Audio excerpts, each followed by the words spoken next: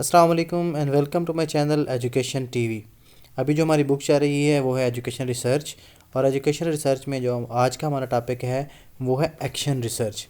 आज के टॉपिक में जो बातें हम डिस्कस करेंगे वो हैं कि एक्शन रिसर्च क्या है, इसके फ़ीचर या इसके करैक्टरिस्टिक्स क्या क्या हैं, इसकी एग्जांपल्स क्या क्या हैं, एक्शन रिसर्च डिज़ाइन क्या होता है, यानी कि किन प्रोसीजर्स को फॉलो किया जाता है एक्शन रिसर्च को कंडक्ट करने के लिए। उसके अलावा इसकी अप्रोचेज़ क्या हैं, और एंड पर हम बात करेंगे लिमिटेशन ऑफ एक्शन रिसर्च। अगर आप हमारे चैनल पर नए हैं तो मैं कुछ चीज़ें आपको बताना चाहता हूँ कि एजुकेशन टीवी पर हमने 43 लेक्चर्स के ज़रिए एजुकेशन की आलमोस्ट 3 बुक्स को कंप्लीट किया है। उन बुक्स की अलहदा से प्लेलिस्ट मैंने बना दी है ताकि आपको उन बुक्स की सभी लेक्चर जो हैं वो एक ही जगह पर अवेलेबल हों। जो बुक्स हम इससे पहले डिस्कस कर चुके हैं उसमें फ़िलासफ़ी है, फ़िलासफ़ी ऑफ एजुकेशन है, इसके 11 लेक्चर मौजूद हैं इस प्लेलिस्ट में। एजुकेशनल टेस्टिंग एंड मेजरमेंट के 10 लेक्चर मौजूद हैं। एजुकेशनल साइकोलॉजी के 14 लेक्चर जो हैं वो मौजूद हैं। और अभी जो हमारी बुक चल रही है वो है एजुकेशनल रिसर्च। एजुकेशनल रिसर्च के 7 लेक्चर्स ऑलरेडी मौजूद हैं और इंशाल्लाह आज इसमें लेक्चर नंबर 8 जो है एजुकेशनल रिसर्च का वो भी ऐड हो जाएगा, जिसका टॉपिक है एक्शन रिसर्च। तो आइए बात करते हैं एक्शन रिसर्च के बारे में कि एक्शन रिसर्च जो है वो क्या है। अगर हम एक्शन रिसर्च को डिफ़ाइन करें तो एल.आर. गे इसको ऐसे डिफ़ाइन करता है कि the purpose of action research is to solve practical problems through the application of the scientific method.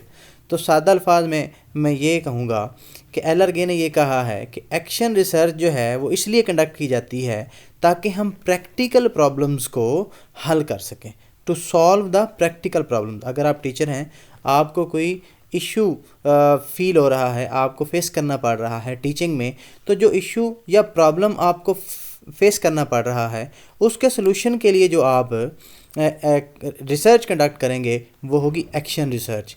अब एक्शन का नाम ही हमें बता रहा है कि एक्शन का क्या मतलब होता है। एक्शन का मतलब होता है कि जब हम एक्ट करते हैं, एक्ट हम कब करते हैं, जब हमें कोई मसाइल या परेशानी का सामना होता है तो एक्शन रिसर्च एक्शन लिया जाता है किसी प्रॉब्लम के अगेंस्ट। तो अब आपको कोई प्रॉब्लम, इमीडिएट प्रॉब्लम आपके सामने आया है और आपने उस इमीडिएट प्रॉब्लम को सॉल्व करने के लिए एक रिसर्च कंडक्ट की है, तो उस रिसर्च को हम बोलेंगे action research. Action research is focused on immediate application, not on the development of the theory और ऑन जनरल एप्लीकेशन। यानी कि जो एक्शन रिसर्च होती है ये इमीडिएट प्रॉब्लम्स को सॉल्व करने के लिए कंडक्ट की जाती है, ना कि नई एक थ्योरी को डेवलप करने के लिए या कोई ऑलरेडी जो थ्योरी हो चुकी है उसको अप्लाई करने के लिए नहीं, बल्कि ये इमीडिएट जो प्रॉब्लम्स होती हैं उनको सॉल्व करने के लिए ये जो है रिसर्च कंडक्ट की जाती है। It has placed its emphasis on a problem here and now in a local setting. यानी कि जो आपको प्रॉब्लम सामने है, जो जिसको आप फेस कर रहे हैं, उसके सॉल्व के लिए, उसके सोल्यूशन के लिए, उसको सॉल्व करने के लिए जो आप रिसर्च कंडक्ट करेंगे वो होगी action research. Action research is concerned with a local problem. Local problem का मतलब फॉर एग्जांपल आप टीचर हैं तो आपको एक क्लासरूम के अंदर, एक लिमिटेड इन्वायरमेंट के अंदर या स्कूल के अंदर या एक पर्टिकुलर क्लासरूम के अंदर आपको जो प्रॉब्लम फेस करना पड़ रही हैं उनके सोल्यूशन के लिए जो आप रिसर्च कंडक्ट करेंगे वो होगी action research. It is conducted in a local setting. इसको लोकल सेटिंग में कंडक्ट किया जाता है और इसके जो रिजल्ट्स होते हैं वो जनरलाइज नहीं किए जा सकते, इनको दूसरी सेटिंग में अप्लाई नहीं किया जा सकता। इसकी मैं एक सिंपल एग्जांपल देता हूँ। आमतौर पर जितनी भी रिसर्च कंडक्ट की जाती हैं उनके रिजल्ट जो होते हैं वो जनरलाइज किए जाते हैं। यानी कि पाकिस्तान में एक रिसर्च हुई है या पंजाब में एक रिसर्च हुई है तो आप उसके जो रिसर्च के रिज़ल्ट्स हैं उनको अप्लाई कर सकते हैं सूबा सिंध में या केपी में या बलूचिस्तान में, ठीक हो गया। लेकिन क्योंकि उसके रिसर्च जो हैं वो जनरलाइज करते हैं, या एक पॉपुलेशन को जो हम रिज़ल्ट्स निकलते हैं, हमको सैम्पल के जो रिज़ल्ट्स निकलते हैं हम उसको ओवरऑल उस पूरी पॉपुलेशन के ऊपर जनरलाइज करते हैं, लेकिन ऐसा नहीं होता है। एक्शन रिसर्च के जो रिज़ल्ट्स होते हैं वो जनरलाइज नहीं किए जा सकते। यानी कि अगर आप मैथ के एक पीरियड में, मैथ की एक क्लास में देखते हैं या इंग्लिश की एक क्लास में ये देखते हैं कि बच्चों की हैंड राइटिंग का इशू है या उनको वर्ड्स को सही ठीक से प्रोनाउंस करना नहीं आ रहा है और आप उसका प्रॉब्लम जो है उसको सॉल्व करने के लिए एक रिसर्च कंडक्ट करते हैं कि ये प्रॉब्लम क्यों फेस हो रहा है हमें, या बच्चे क्यों ठीक से परफॉर्म नहीं कर रहे हैं, तो उस रिसर्च को जो आप कंडक्ट करेंगे तो वो होगी एक्शन रिसर्च, और उसके जो रिज़ल्ट्स होंगे वो आप फिज़िक्स या बायो की क्लास के ऊपर या किसी दूसरी स्कूल के अंदर उनके रिज़ल्ट्स को जनरलाइज नहीं कर सकते हैं। अगर इसके फ़ीचर या करैक्टरिस्टिक्स की बात की जाए तो it is focused on immediate problem. मैंने पहले भी बताया कि जो एक्शन रिसर्च होती है ये इमीडिएट प्रॉब्लम के ऊपर फोकस करती है। इमीडिएट प्रॉब्लम कि आपको कोई प्रॉब्लम फेस किया है, आपको सामना है उसका, और आप उसके सोल्यूशन के लिए एक रिसर्च कंडक्ट कर देते हैं, तो वो होगी action research. It is applicable in local setting, इसको लोकल सेटिंग में कंडक्ट किया जाता है। It aims at improving classroom and school practices, classroom और स्कूल की प्रैक्टिसेस को बेहतर करने के लिए आप एक्शन रिसर्च को कंडक्ट करते हैं। It's aim at improvement of professional efficiency, professional efficiency को इम्प्रूव करने के लिए आप इस रिसर्च को कंडक्ट करते हैं। इट इन्वॉल्व्स लिटिल फाइनेंसेस, क्योंकि इसको लोकल सेटिंग में कंडक्ट किया जाता है इसलिए इसके लिए इतने ज़्यादा फाइनेंसेस की ज़रूरत नहीं होती है। टॉपिक्स की या इसके एग्जांपल्स की अगर मैं बात करूं तो उसके एग्जांपल्स हो सकते हैं कि what are the impacts of the physical punishment. आप एक क्लास के एक बच्चों के ऊपर ये रिसर्च करना चाह रहे हैं कि फ़िज़िकल जो पनिशमेंट है इसके क्या असरात हो सकते हैं, या a study of the problem of the classroom absenteeism, कि एक क्लासरूम एब्सेंटिज़म का जो प्रॉब्लम है उसको आप स्टडी करना चाहते हैं। Possible cause of the lack of interest in the class, या आप ये जानना चाह रहे हैं कि बच्चे क्लास में इंटरेस्ट क्यों नहीं ले रहे, उनके जो इंटरेस्ट में कमी है उसकी क्या वजूहात हैं, या study of the reason of drop out, या ड्रॉप आउट की क्या वजूहात हैं। ये जो टॉपिक्स होते हैं, क्योंकि ये आपको इमीडिएटली ये फ़ील करते हैं कि बच्चे ड्रॉप आउट हो रहे हैं, स्कूल को छोड़ रहे हैं, या बच्चों का इंटरेस्ट नहीं है क्लासरूम में, ठीक हो गया, या फिज़िकल पनिशमेंट में क्या इसके असरात हो सकते हैं। तो ये जो होंगी रिसर्च जो होंगी ये आपकी एक्शन रिसर्च होंगी। Action research design, action research design का मतलब ये है कि किस डिज़ाइन को या प्रोसीजर को फॉलो किया जाता है एक्शन रिसर्च को कंडक्ट करने के लिए। तो सबसे पहले होता है identification of the problem area. सबसे पहले हम एरिया को डिफ़ाइन करते हैं या आइडेंटिफाई करते हैं कि किस एरिया में हमें प्रॉब्लम हो रहा है। जैसे कि स्टूडेंट डिसिप्लिन का इशू है, हम देखते हैं कि स्टूडेंट जो हैं उनका डिसिप्लिन का इशू है, तो ये एक एरिया है। या स्टूडेंट टीचर रिलेशनशिप का देख रहे हैं कि स्टूडेंट्स जो हैं वो टीचर की इज़्ज़त नहीं करते हैं, उनकी रिस्पेक्ट नहीं देते, और उनका रिलेशनशिप जो होता है वो अच्छा नहीं है। या आप देखते हैं कि टीचिंग ऑफ इंग्लिश या इंग्लिश पढ़ाते हुए आपको कोई प्रॉब्लम जो है आप उसको फेस करते हैं। तो ये मतलब कोई ना कोई एरिया सबसे पहले हम डिफ़ाइन करते हैं। तो पहला जो प्रोसेस होता है या पहला जो स्टेप होता है वो identification of the problem area होता है। आप सबसे पहले एरिया को डिफ़ाइन करते हैं कि किस एरिया में आपको प्रॉब्लम जो है वो फेस करना पड़ रही है। उसके बाद होता है सिलेक्शन ऑफ प्रॉब्लम।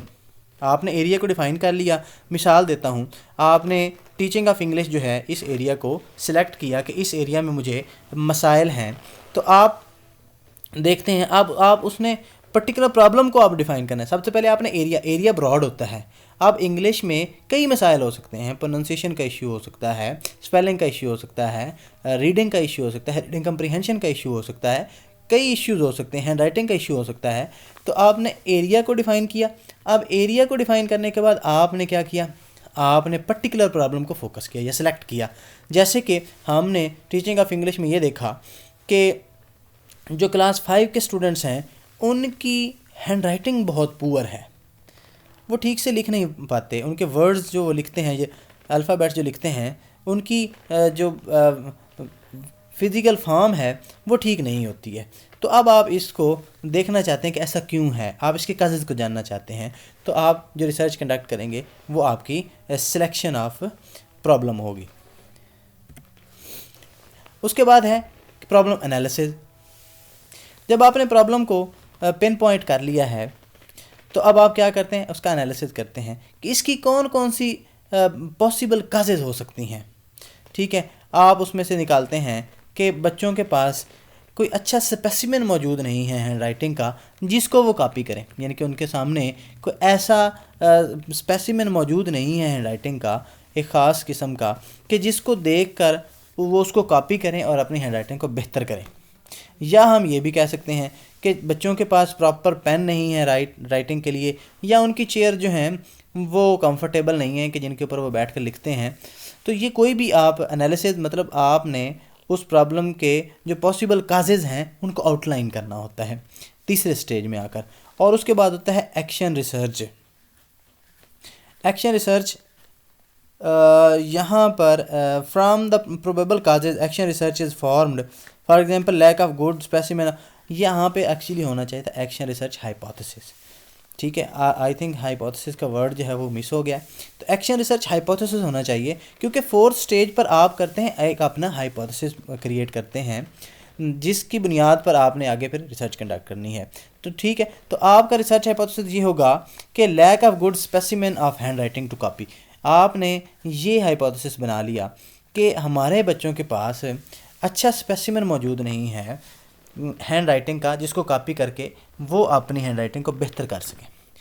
तो जो फिफ्थ स्टेज है वो है डाटा कलेक्शन या एक्सपेरिमेंट। इस स्टेज पर आकर आपने क्या किया, आपने एक एक्सपेरिमेंट कंडक्ट किया। आपने बच्चों को 2 ग्रुप में तकसीम कर दिया, या आप यूँ कर लें कि आपने सबसे पहले बच्चों को एक स्पेसिमेन दिया कॉपी करने के लिए, या आपने क्या किया, आपने बच्चों की हैंड राइटिंग को एवेल्यूएट किया सबसे पहले बगैर कुछ चीज़ दिए हुए उनको। और सेकंड स्टेज पर आपने क्या किया, आपने बच्चों को एक स्पेसिमेन प्रोवाइड किया ताकि बच्चे जो हैं उस स्पेसिमेन को कॉपी करें। ठीक है, अब दोनों के रिजल्ट्स आपके पास मौजूद हैं। एक स्पेसिमेन देने से पहले के रिजल्ट्स, बच्चों ने एक चीज़ को कैसे लिखा, एक लेटर लिखा या कहानी लिखी, वो कैसे लिखी, और जब आपने एक स्पेसिमेन प्रोवाइड कर दिया कि इसको देखकर आपने अल्फ़ाबेट्स लिखने हैं, तो उसके बाद का भी डाटा आपके पास मौजूद आ गया। तो आपने अब उसको क्या किया, आपने एनालाइज़ किया कि स्पेसिमेन देने से पहले और स्पेसिमेन देने के बाद बच्चों की हैंड राइटिंग में क्या जो है वो उसमें इम्प्रूवमेंट आई है। तो सिक्स स्टेज पर जो है वो है ड्राइंग कंक्लूजन। तो teacher finds the difference in results and draw the conclusion. अब टीचर के पास क्योंकि दोनों जो हैं वो रिजल्ट्स मौजूद हैं, स्पेसिमेन देने से पहले भी और स्पेसिमेन देने के बाद के भी, तो अब टीचर उसकी बेस पर जो है वो कंक्लूड करेगा, जो कंक्लूजन्स हैं वो ड्रा करेगा। तो अब टीचर ने ये देखा कि स्पेसिमेन देने से पहले की हैंड राइटिंग बुरी है और स्पेसिमेन देने के बाद की जो हैंड राइटिंग है वो बहुत बेटर है। जब हमने ये देखा कि वो बेटर है, तो हमने ये देखा कि जो हमारा एक्शन हाइपोथेसिस था वो ट्रू था। हमने एक्शन हाइपोथेसिस यही बनाया था कि बच्चों के पास स्पेसिमेन की कमी है जिसकी वजह से वो हैंड राइटिंग उनकी इम्प्रूवमेंट नहीं हो रही है। तो हमने अब एक्सपेरिमेंट भी कर लिया और कंक्लूजन जो हैं वो भी ड्रा कर लिए हैं। उसके बाद अप्रोच की अगर बात की जाए तो एक्शन रिसर्च जो होती है इसकी क्लासरूम अप्रोच होती है, यानी कि इसको क्लासरूम के अंदर कंडक्ट किया जाता है, इसको ब्रॉडर लेवल पर कंडक्ट नहीं किया जाता है। जैसे कि हमने बात की कि 5वीं क्लास के बच्चे हैं, उनकी हैंड राइटिंग की हम बात करते हैं, तो अब इसके जो रिज़ल्ट्स हैं वो हम जनरलाइज भी नहीं कर सकते। 8वीं क्लास के बच्चों को हो सकता है हैंड राइटिंग का कोई और इशू हो, ठीक हो गया, या तीसरी क्लास के बच्चों के हैंड राइटिंग का कोई और इशू हो, ठीक है। तो एक तो इनको क्लासरूम के अंदर कंडक्ट किया जाता है, ब्रॉडर लेवल पर कंडक्ट नहीं किया जा सकता। दूसरा, इनके जो रिज़ल्ट्स होते हैं वो जनरलाइज नहीं किए जा सकते। उसके बाद पीपल्स को एज अ सब्जेक्ट कंसिडर किया जाता है, यानी कि उन्हीं के ऊपर रिसर्च कंडक्ट की जाती है, मतलब कि एनिमल्स के ऊपर रिसर्च कंडक्ट नहीं की जाती है। पीपल जो होते हैं वो एज अ सब्जेक्ट के तौर पर काम करते हैं। उसके बाद जो level of control and precision है वो लेस होता है as compare to basic and applied research. अगर लिमिटेशन की बात की जाए तो ये एक पुअर क्वालिटी रिसर्च होती है। पुअर क्वालिटी किसकी वजह से होती है, क्योंकि इसको कंडक्ट करने वाले टीचर्स होते हैं। अब टीचर का काम टीच करना है, ना कि रिसर्च को कंडक्ट करना। रिसर्च एक साइंटिफिक मेथड है और इसको हाईली आप जो प्रोफेशनल्स लोग होते हैं वो कंडक्ट करते हैं, क्योंकि इसमें कहीं ना कहीं कमी कोताही हो जाती है। तो टीचर क्योंकि अनट्रेंड होते हैं, वो रिसर्चर्स नहीं होते हैं, उनका काम टीचिंग होता है, इसलिए ये एक पुअर क्वालिटी रिसर्च होती है। इसको जनरलाइज नहीं किया जा सकता, कई बार बता चुका हूँ, पहले भी बताया है कि इसके जो रिज़ल्ट्स होते हैं हम उन रिज़ल्ट्स को जनरलाइज नहीं कर सकते हैं। Thank you for watching.